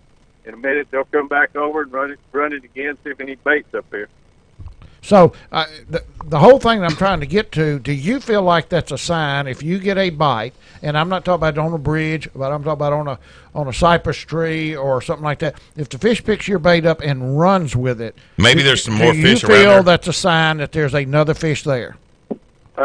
You got to check that out. I used to catch one big fish and take off thinking, boy, that's the only one in this area. Might as well go somewhere else. But Lake Fork's taught me there's a lot of big fish that stay in at certain times of the year. Now, spawning fish might be different, obviously, but if it's a ganged up feeding fish or school of fish, there'll be a lot more there. So, yeah, if they take off and run, they're real aggressive like that, something else is trying to get their bait away from them. So tell me, have you had the occasion while your customers were catching big fish on the live brim, or maybe vice versa, you were catching them? Have you tried artificials while those fish are doing that, and how successful was that? I'm laughing because there was a guy that pulled up here right when we pulled up. He was in a legend boat. And he had a jig on, and after we put the third, he was mad to begin with. The third one in the boat over 6 pounds, he kind of picked up the trolling motor, moved on the line. You can run a guy with a jig off the lake, huh? Now, Johnny, the question I got for you. Wait a minute, let him answer the question. Okay, finish your answer. Has anybody ever done any good with artificial compared to the live brim? I saw a guy sitting right here catch some on a drop shot one day. They were smaller fish, but I was not catching them on brim, and it made me want to pick up a drop shot because for some reason or other, those 2 to 4 pounders were eating that little drop shot, bouncing straight up and down off this concrete. But again, I'm targeting those fish, 5 to 7 or 8 pounds. So I like to get bit. If everybody's something different for him, we're going to pick that up. Well, the reason why I asked, I have seen before with crappie that they'd hit a jig better than a shiner, and it's the same comparison. Well, that's happening right now, except they're biting shiners better than jigs. We're trying to catch the crappies a couple days ago, and they just pushed that jig. They wouldn't take it, but they wanted the real thing. So, fishing that way, they're speckled. Every day is a little bit different. If something that's not working, you just keep on trying to hit on something that does. Now, yesterday, Johnny, you said you had 26 on a brim by noon on off the bell hump. How long will you let that spot rest before you come back to that spot? Is it a day, 2 days, 20? No, overnight. We was back on it pretty quick this morning. Oh, really? Oh. Yeah, we did catch about we caught 7 of them off there, and they're probably there right now. We're going to get them on the way in. We got a little rainstorm starting to develop up to the south, but it's about a 10:30 to 1:30 bite, and we're going to fish right through the noon hour until we run out of bait. We're just about out too. Johnny, a lot of the places that you like to fish, like the bell hump. I mean, you don't make any pretenses about it. I mean, these are pretty well community holes. A lot of people fish those areas. It's just that you do it a little bit differently, and you've proven that the way you do it is successful. Is there a spot on Lake Fork that you feel like is your own private little hole? Probably not. With the electronics that we've got now, and many fishermen that's fished this lake all of their life, I don't think there's anything new. It might be some structures we forgot about, but I really don't know if anybody just finds one magic spot and they're always catching big ones. It's just too many people that's learned this thing, and for this electronics, and especially the spot lock capability on the Minn Kotas. Mine's broke right now. It's in the shop, and I haven't had it for about 2 weeks, and I'm just dying trying to keep us right on the spot where normally I hit a button and just enjoy the day. Johnny, I know you keep. He's having to work for his living. Exactly. Yeah. I know you keep up with moon phases and time of day and all that because I've seen it myself firsthand. When new moon versus a full moon, which one do you prefer? The new moon? Oh, good question. Probably I'm not as keen on which phase the moon is as I am what the major minor feed times are of that phase, and with the exception of the spawn. And with the spawn, again, I do think there's an influence of the full moon that's when you get the bites in. Yeah. Johnny, if somebody's wanting to get in the boat with you, what do we need to do? We got to make this happen before that bite's over with. Well, I got a couple of weeks with a lot of good days, and I'm going to Colorado for trout fishing for a week, but next 2 weeks, give me a call, 972-800-3882. Area code 972-800-3882. And website is lakeforkbigfish.com. Lakeforkbigfish.com, and you're still updating your Facebook page as well, right? Oh, yeah. Take a look at those from yesterday, and we're going to have some real good pictures for today. I think we're going to catch some good ones this afternoon. Hey, Johnny, are the white bass doing anything yet? They had disappeared as usual. First week in June this year, I killed them, and the next day they disappeared, and I've caught 2 since then. Ooh. I can't imagine what happened to them, but they found them some safe place on Fork. But I'm gonna find them one of these days. It's gonna be a hurt down. LakeForkBigFish.com. Check out Johnny Geiser. Give him a holler. I'm telling you, it is the trip of a lifetime. His goal is for you to get your personal best when you get there, and I'll bet you that has happened more time with Johnny Geis than probably any other guide on Lake Fork, that person got their personal best. Thank you, brother. Thank you, guys. Appreciate it. We are still doing it. Hooking up and tracking down. 11:30, the Tiger. God cleans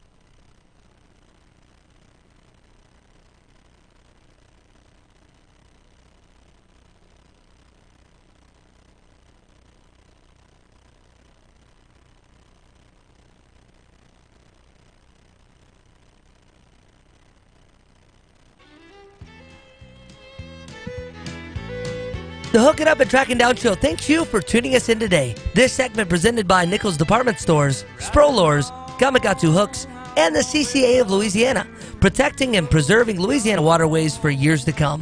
One more time, here's Gary McCoy, Mike Eccles, and Steve Graff. Hey, and here's your Daiwa Samurai Best Times to Fish, guys. Get your rods ready and your boats gassed up. This weekend, all 3 days are rated as awesome. We will be under a new moon this weekend, so mid-afternoon will be the best time to be on the water. With the afternoon and evening thunderstorms, the water temperatures have cooled a little bit and should make for some great topwater action. There's a chance of afternoon showers all weekend with high temperatures in the lower 90s, lows in the lower 70s. Best times mid-afternoon. Friday, 12:30 to 3:30 p.m., sunrise 6:17, sunset 8:23. Saturday, 1:32 to 4:32 in the afternoon with sunrise at 6:17, sunset 8:23. And on Sunday, 2:30 to 5:30 p.m., sunrise 6:18, sunset 8:23. This has been your Daiwa Samurai Best Times to Fish. Spider issues? That's on here, really? Spider issues? Yeah, dude. Did you see one? Were you scared? I'm not Did scared. you need a Are you hug? scared of spiders? I'm No, not scared of spiders. I'm not scared They of don't spiders. bother me at all. I don't like them in my boot. Now, a rattler? Yeah, I mean, he's going to get my attention. He'll get my attention. Well, what's the deal with the spiders? The spiders, a Tennessee woman is recovering after she was bitten several times by spiders, and they say they were all in her bedroom. So that ain't a good sign. She needs a clean house. No exactly. doubt. Yeah. Angela Wright said she woke up with arm pain and noticed a couple of bumps on her chest and arms. The bumps on her chest, I know what those were. She went to the doctor's office. Put your bra on. And received a prescription from There's the a couple doctor. of bumps on my chest. But a few days later, Wright was rushed to the emergency room. She said she began hallucinating. I couldn't walk. I couldn't move. I could barely swallow. Spiders like meth labs, don't they? Exactly. After conducting an inspection of her apartment, management told her they found nearly 50 brown recluse spiders. Holy cow. All over her bedroom. Wright is in the process of moving while trying to break the current lease she's in, but the complex would require her to pay more money, like $2,000, for a 60-day notice. An attorney told Wright that the only way she could get out of the lease without payment is to prove her apartment is uninhabitable. It sounds like the bed at my house. Spider webs all over it. Ain't been used in years. And then in Evansville, Indiana. That's the oven at my house. In Evansville, Indiana, recent heat and frequent rains have spurred more complaints about the venomous black widow spiders in southern Indiana. Evansville Courier and Press reports the entomologists theorize this summer's hot, wet weather may be driving spiders indoors, sometimes biting residents. So, are you getting ants? We got, yeah. We had to have those sugar ants. We had to have David Houston come out. I mean, ants all of a sudden just out of nowhere. We never have ants. Yeah. They were in our bathroom and in the kitchen cabinet. Julie had to pull all we stuff. We don't have it because I sprayed my yard about 2 years ago. I got to thank Homer Matlock. Told me about a product that you can go online and buy, and it costs about $60 for 25. I mean, you put it in 25 gallons, and it covers an acre. Yeah, and I sprayed my yard, and I don't have ants. Well, you know what? Fire ants either? No, I gotta get Randy out. Oh, okay. I gotta get Randy Fair out with J&J to come by and take a look at the Formosa termite thing. You know, I've never seen any evidence of it, but he scared me when he was here a couple of weeks ago. When, you know, you might go a year, 2 years, you don't even realize that colony is there. Yeah. Until all of a sudden, boom, you know, you go to, you know, lean against the wall and the whole side of the house falls down. Yeah. You know, that's the part that would make That's me when nervous. it's too late. Yeah. And they can do your yard and stuff for fire ants also. Yeah. J&J. Oh, they can. Okay. You know, and that woman, they need to go up that Tennessee or wherever that woman had all those spiders. Yeah. Spray her bumps for her. Okay, listen, you know, again, thanks to Senator Bill Cassidy and to Danny McCormick and Penny McCurdy all coming in on both sides of the coin. Two good pro and con debate. The National Heritage Area being proposed for Caddo, the Caddo area, 900 square miles.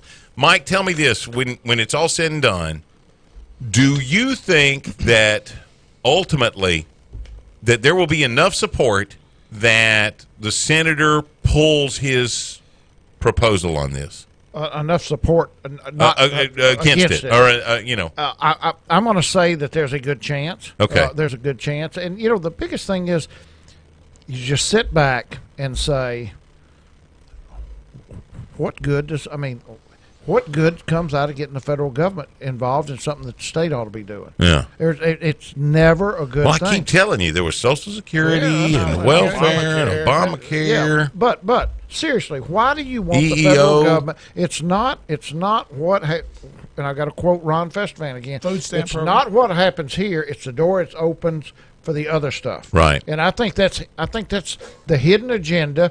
And like he said, the devil's in the detail. Mm-hmm. I'm going to do some homework, too, on the Cane River Heritage Area and just see what has transpired down there, maybe stuff I don't know about. Obviously, you know, we want to stay on top of all of this. And you know, if it's this simple, why do they need a commission?